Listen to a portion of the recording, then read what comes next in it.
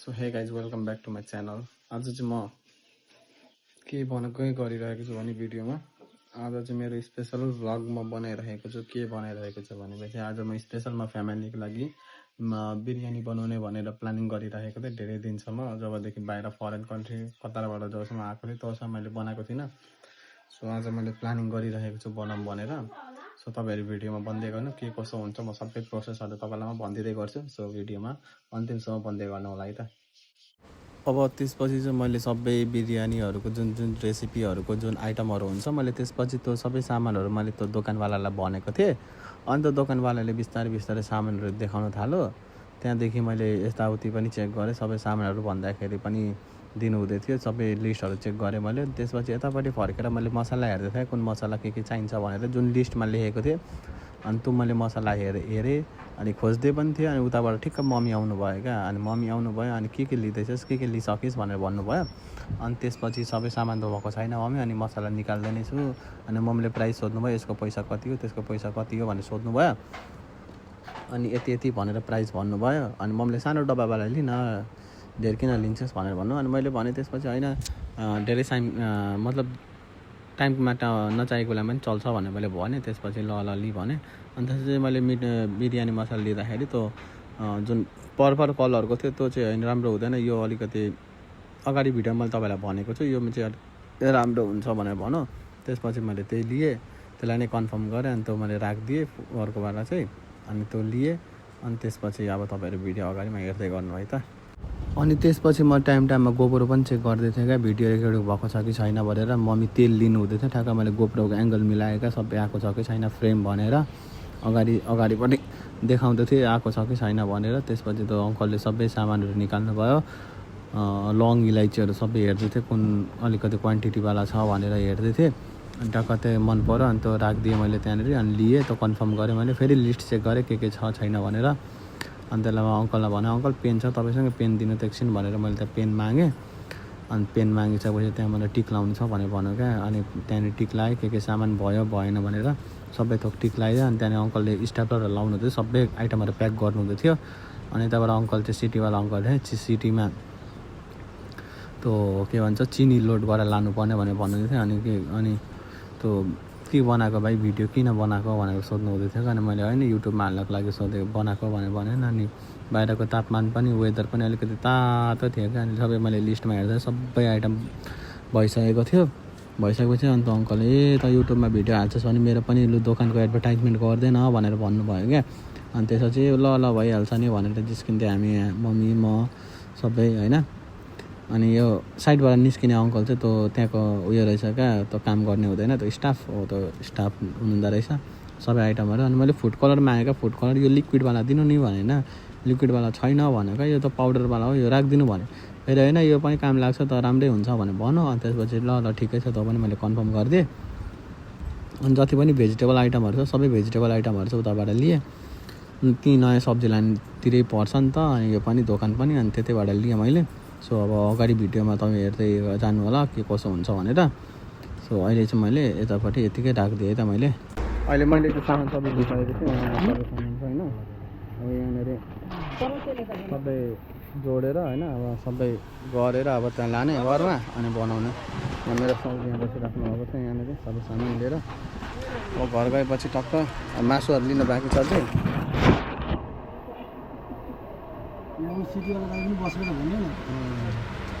YouTube बनाउँछु नि त, युट्युबमा हाल्नु हुन्छ। युट्युब बनाउँछ गाइड गरिहाल्छ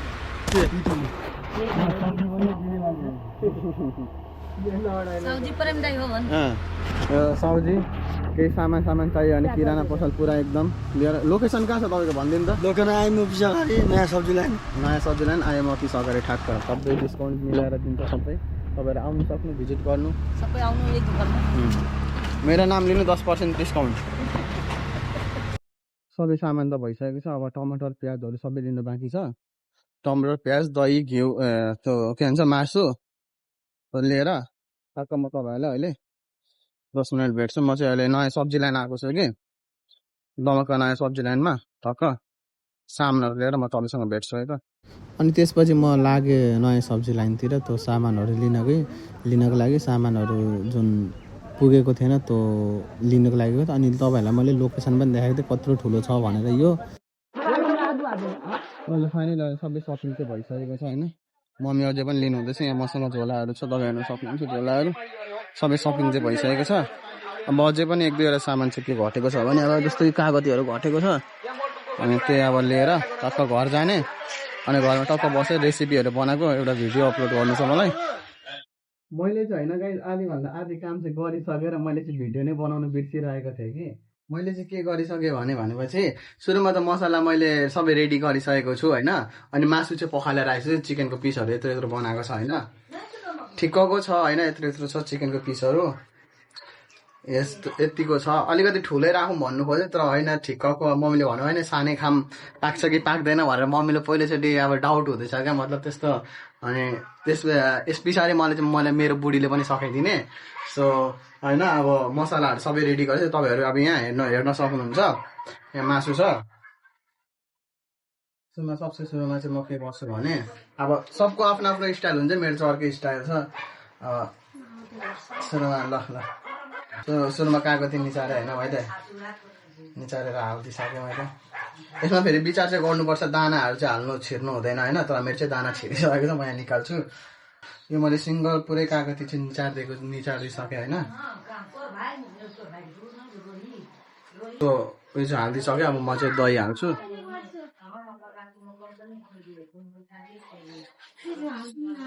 चाहिँ अहिले गाउँको दुध आएको थियो थाप्नु गएको थिएँ म फ्रिजमा हालिदिनु भरेको भरेर अनि त्यसपछि अब दही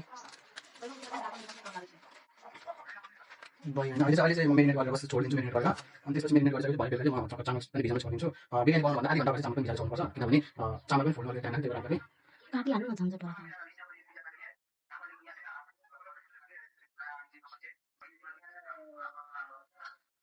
दही भयो होइन यो दही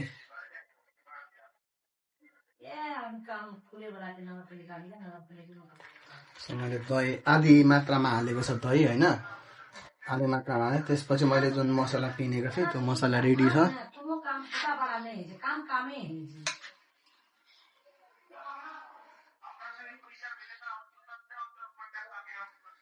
सबै मसला चाहिँ हाल्नु हुँदैन अलिकति मसला चाहिँ बचाएर राख्नुपर्छ भरे सब्जी बनाउँदाखेरि चाहिँ यो एउटा बोटोमा उयो गर्दैन मलाई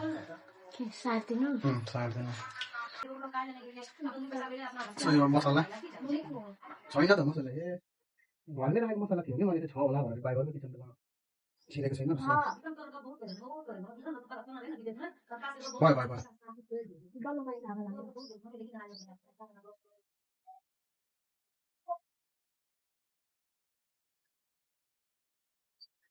सो सेन्चुरीको मिट मसला जुन चाहिँ अलिकति राम्रो हुन्छ होइन प्रायः जस्तो सेन्चुरीकै राम्रो हुन्छ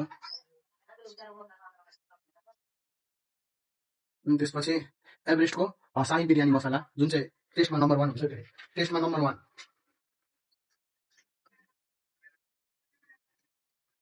यसको प्लास्टिक खोल्दाखेरि नै स्मेलै फरक क्या यसको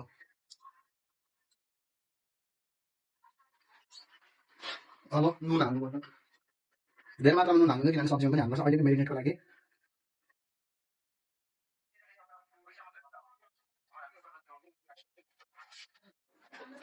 त्यसपछि मैले राखेँ बेसार टर्मरिक पाउडर लाग्दैन त्यसपछि मैले राखेँ धुलो मसला रेड कलर चिली पाउडर यो कति लाग्छ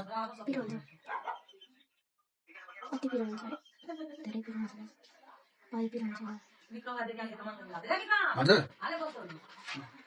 यसलाई चाहिँ म मेरिनेट गरेर टक्क एकछिन आधी दिनभरिको लागि फ्रिजमा छोडिदिन्छु सो म यसलाई मेरिनेट गरेपछि टक्क म तपाईँहरूलाई अलिक एकछिनतिर भेट्छु है त सो आइम ब्याक होइन म चाहिँ ब्याक भएको छु अहिले अफिसमा मेरिनेट गर्नु छोडिदिएको थिएँ मैले मेरिनेट गरिसकेपछि चाहिँ अहिले चाहिँ म चाहिँ टमाटर चपिङ गर्नु बसिरहेको छु अनि यहाँ मेरो वाइफले चाहिँ प्याज कटिङ गरिरहेको छ as you can see here तपाईँहरूले हेर्न सक्नुहुन्छ कि प्याज काटिरहेको छ अनि म चाहिँ अहिले टमाटर काट्न रेडी गर्दैछु सो टमाटर र प्याजहरू काटिसकेर म तपाईँहरूलाई त भेट्छु है त सो मैले अहिले चाहिँ होइन टमाटरहरू काटेर चाहिँ मैले अहिले सो मैले टमाटर र प्याज मैले काटेर रेडी गरिसकेको छु होइन। यसलाई चाहिँ अलिकति डिप फ्राई गरेर ब्राउन कलर आउनुन्जेलसम्म चाहिँ ब्राउन गरेर अलिकति एटलिस्ट एक मुठी जति चाहिँ निकालेर यसलाई साइडमा राख्नुपर्छ, किनभने त्यो बिरयानीको माथिबाट हाल्नको लागि। यो टमाटर चाहिँ ग्रेभीको लागि अनि प्याज पनि ग्रेभीको लागि नै भन्दा पनि हुन्छ है त। सो अब पहिलो कुरो चाहिँ के हुन्छ भने हामीले कराई बसालेर त्यो जुन चिकन हामीले बनाउनु पर्ने थियो सो सबै बनाएर म चिकन बनाएर सबै कामहरू गरिसकेर म भेट्छु है त। म टाइम ल्याप्स हालिदिन्छु।